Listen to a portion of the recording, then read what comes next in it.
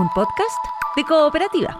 Este es el podcast de Lo que queda del día, una presentación de cooperativapodcast.cl, otra forma de escuchar. Hola, soy Paula Molina, muchísimas gracias por estar aquí en el podcast de Lo que queda del día. Junto a Ulises Aldea grabamos este episodio donde preguntamos todo lo que necesitas saber sobre el MEPCO, ahora que se registra una alza histórica en el precio de las bencinas. ¿Se podría haber realizado esto de manera gradual? Rodrigo Wagner, economista doctorado en la Universidad de Harvard, nos responde.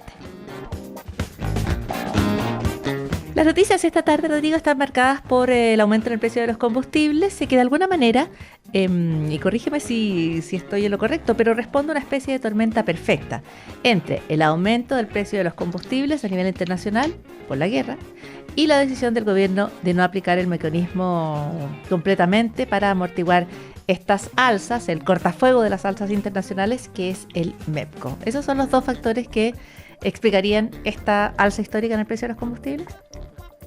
Claro, lo grueso está totalmente en lo correcto. Quizás un detalle es que el precio,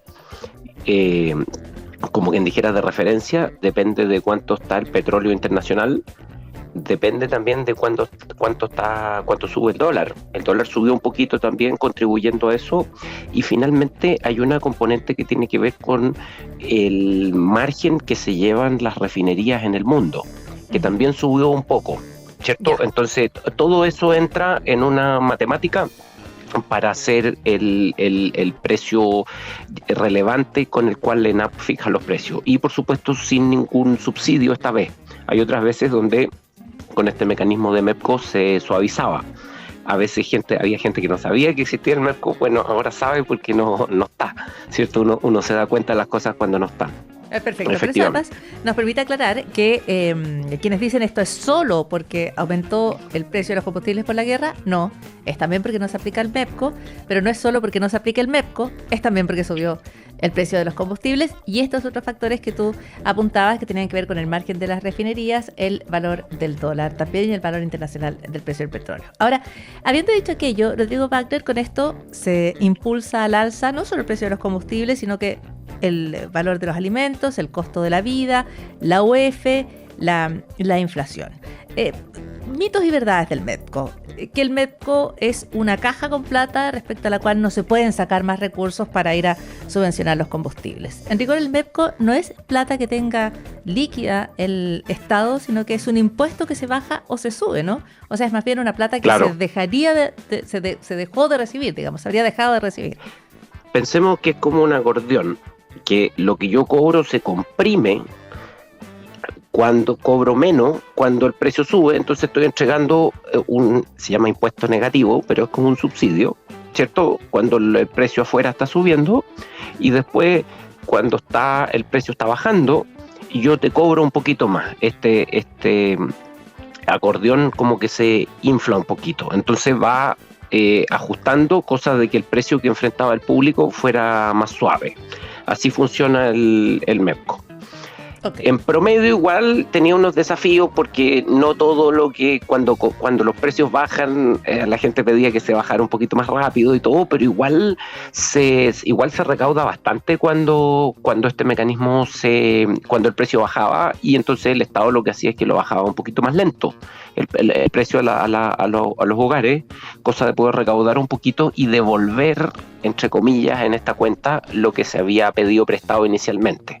Por ejemplo, para la guerra de Ucrania, la devolución de ese préstamo, como quien dijera, contra nosotros mismos se demoraba un poquito en ocurrir y a veces no era completo. Eso puede haber asustado al ministro de Hacienda, algo así. Pero es un mecanismo de suavización pagado por los mismos en una fracción importante pagado por los mismos automovilistas. Ya, o sea, la frase más precisa de Quirós podría haber sido: no es no tenemos plata simplemente, sino no tenemos plata para dejar de recibir la plata que ustedes, como consumidores de combustibles, le entregan al fisco por efecto de los impuestos. Esa sería la frase en rigor, ¿o no? Podría ser, pero también hay que acordarse que si uno mira el efecto de todo esto en las cuentas fiscales, no es solo lo que uno ve como impuestos del MEPCO o impuestos negativos, sino que el fisco recibe otros ingresos que a veces son un poquito más altos cuando sube la bencina. Deja ser muy claro.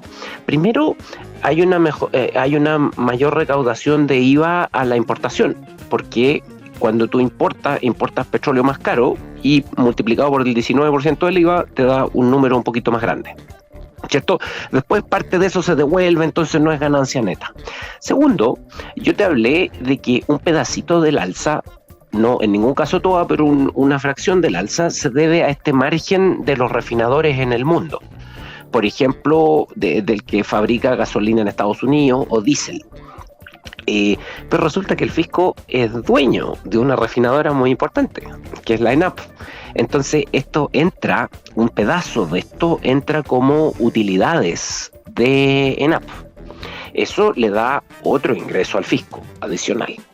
Y tercero, cuando hay un dólar un poquito más alto, el fisco también gana, porque vendemos el cobre, lo vendemos en dólares. Entonces con un dólar más alto también conviene un poquito.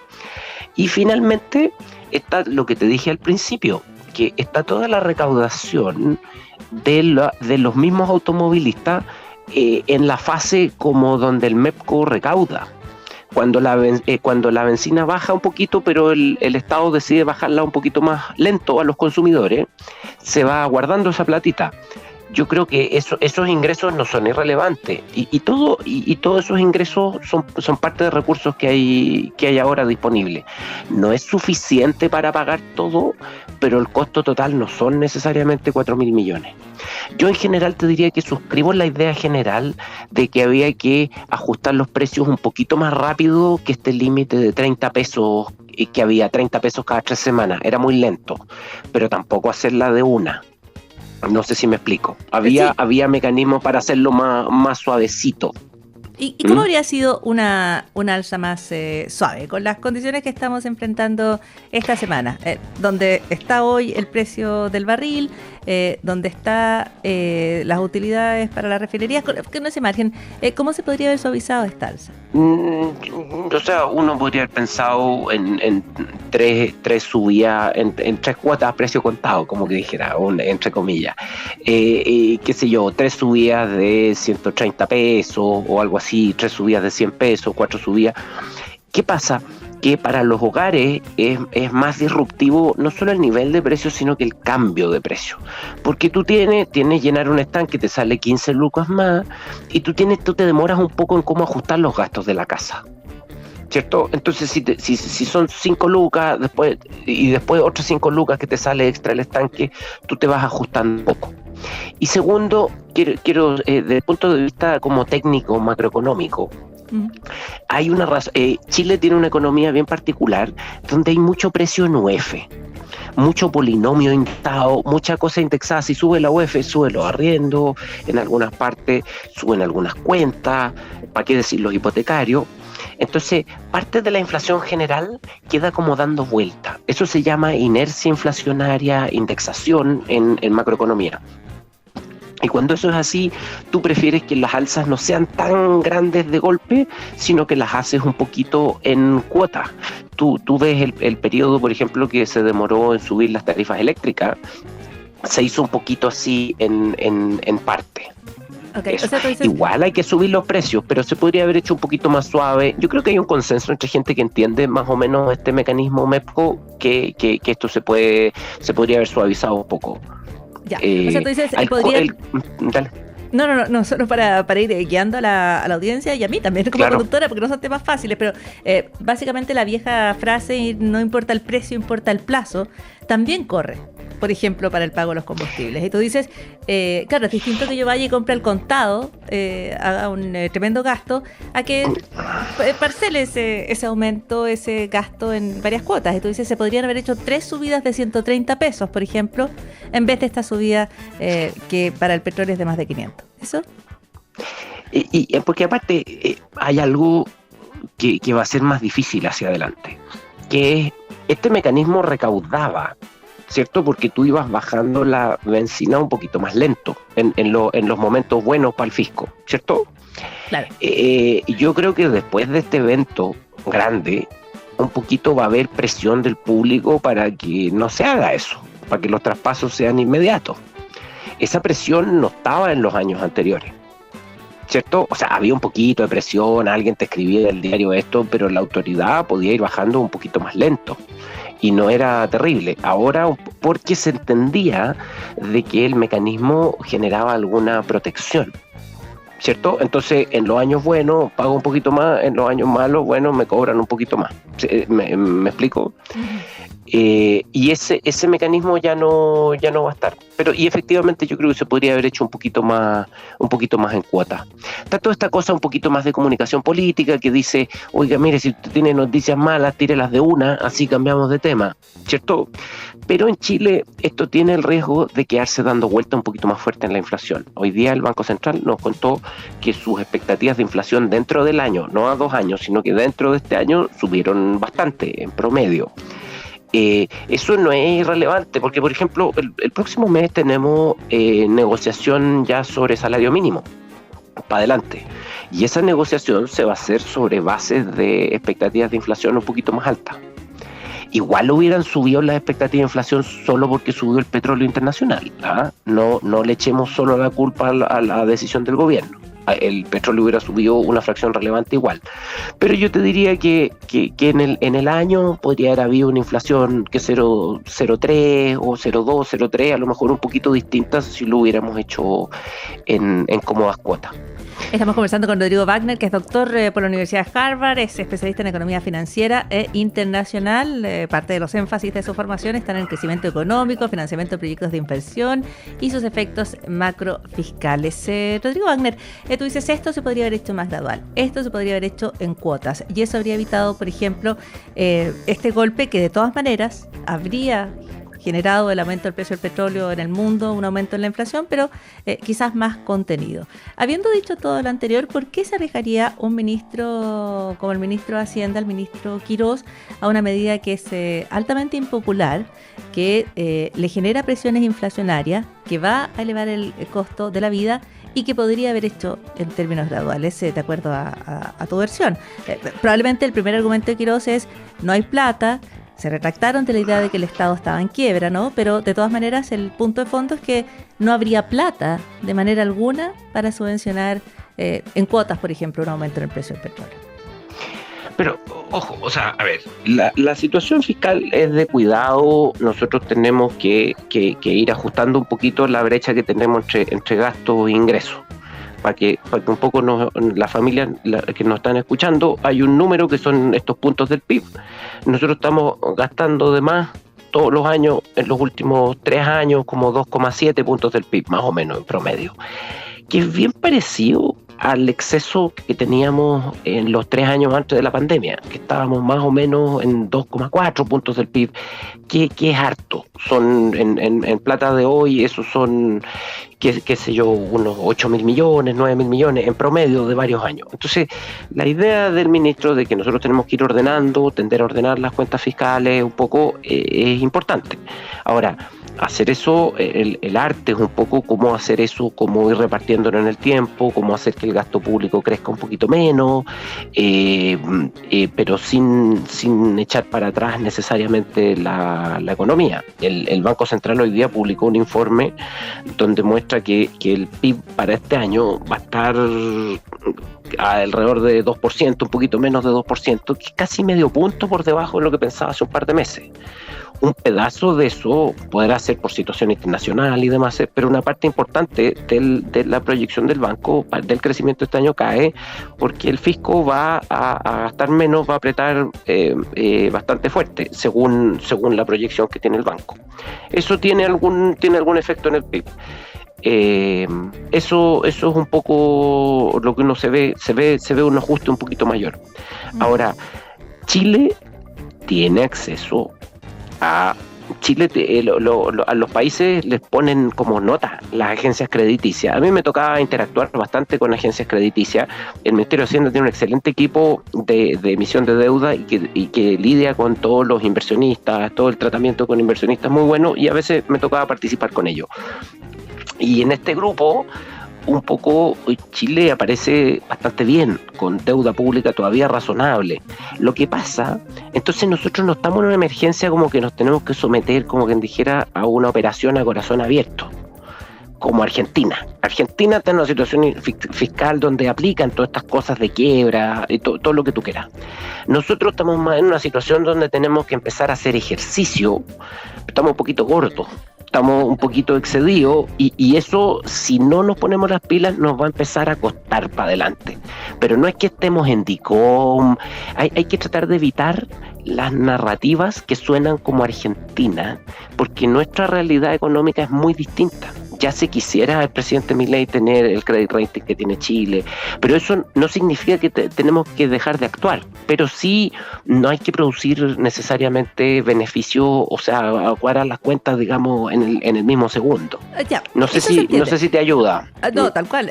Muchísimo, además, la metáfora respecto a si necesitamos una operación a corazón abierto, cuando uno está en una emergencia, digamos, necesita medidas muy Tenemos radicales. que ir al Es distinto a cuando le dicen, no, ya tiene que empezar a controlar el colesterol. Ahora, pero no es lo que dice el gobierno. El gobierno, y lo que decía Quirós, es tenemos que apurar la transmisión de precios, porque si no lo hacemos, vamos a acumular desbalances al futuro, vamos a exponernos financieramente, los ajustes van a ser más dolorosos. O sea, esto se ha planteado como una decisión que hay que tomar, una decisión dolorosa, pero que hay que tomarla y que la gente tiene que pagar este aumento en el precio de los combustibles completo.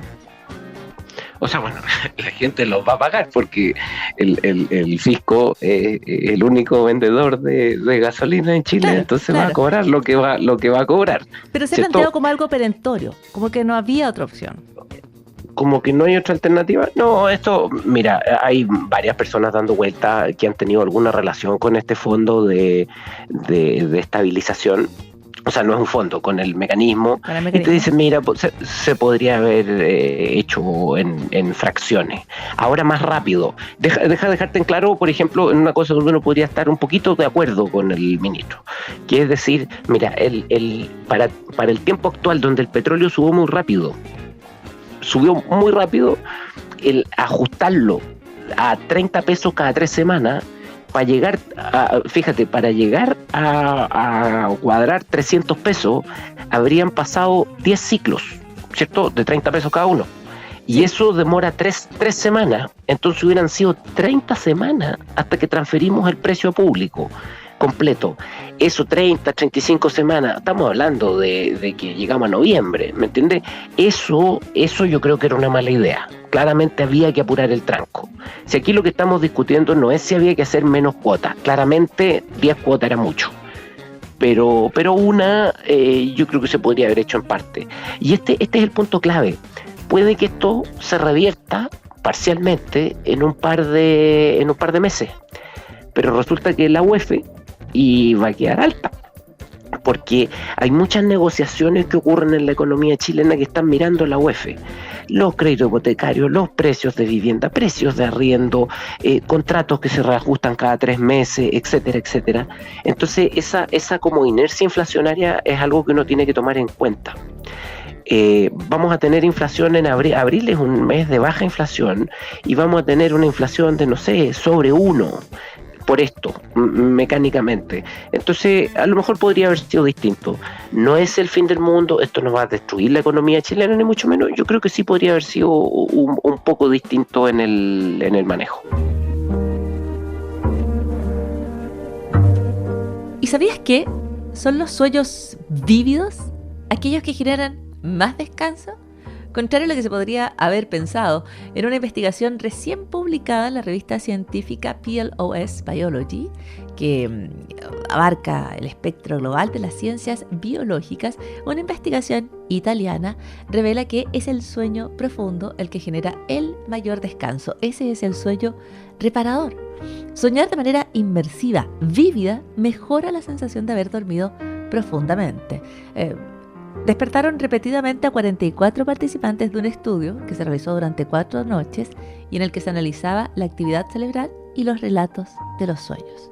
Y se descubrió que los sueños que eran más intensos, más extraños, estaban relacionados con una mayor profundidad de sueño. En cambio, los sueños que apenas se recordaban, provocaban una sensación de sueño ligero.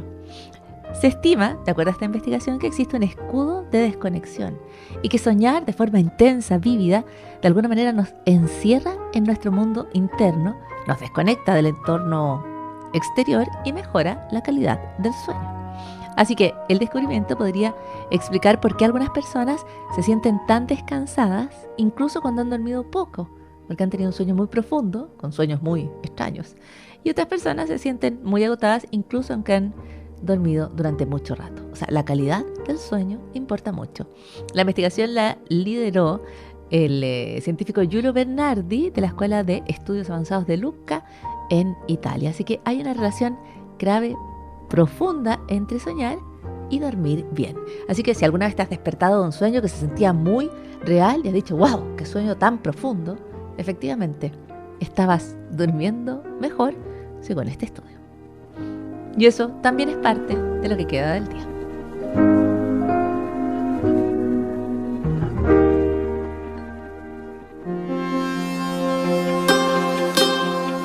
Seguimos en lo que queda del día, un programa que en algún momento se podría transmitir desde la Luna. ¿Por qué no? ¿Por qué no si van a instalar una base en la Luna? O por lo menos ese es el anuncio más impactante del nuevo director de la NASA, que se llama Jared Isaacman. Fue nombrado bajo el gobierno de Donald Trump. Él es un multimillonario que viajó 2 veces al espacio, digamos, vuelos de baja órbita, pagó él mismo esos viajes, así que es un entusiasta del espacio. Isaacman en su presentación reveló por primera vez un cronograma, una hoja de ruta para instalar una base en la Luna. Precisó que no la van a construir de la noche a la mañana, se entiende, pero sí que van a invertir unos $20,000 millones en los próximos 7 años y que van a realizar decenas de misiones a la Luna para ir instalando esta base lunar. No hay total claridad respecto a los $20,000 millones de dónde salen, pero es parte del proyecto del nuevo director de la NASA, que le ha dado cierta estabilidad a la agencia después de varias cuestiones bien graves, como por ejemplo la determinación de reducir al personal. 1/5 de las personas que trabajaban en la NASA salieron bajo el gobierno de Trump. Ahora, lo que se espera en lo inmediato, que la NASA logre lanzar a un nuevo grupo de astronautas alrededor de la Luna. Eso es primera vez que se está intentando desde los años 70 a través de la nueva misión de Artemis. Eso se sabe, eso se está esperando. La medida la han tenido que, o el anuncio el despegue más bien lo han tenido que postergar varias veces, pero se espera que más o menos en una semana partan a la Luna. ¿Cómo se va a instalar la base lunar? A través de varias fases. En una primera fase se va a empezar a instalar módulos de aterrizaje robóticos. Se va a desarrollar un suministro de vehículos que pueda transportar a los astronautas por la superficie lunar. Se van a hacer como el estacionamiento de los autos. Y van a desarrollar sistemas de comunicaciones que puedan funcionar dentro de la base. En una segunda etapa van a empezar con la infraestructura semi-habitable, que debería permitir visitas constantes de los equipos de astronautas a la superficie de la Luna.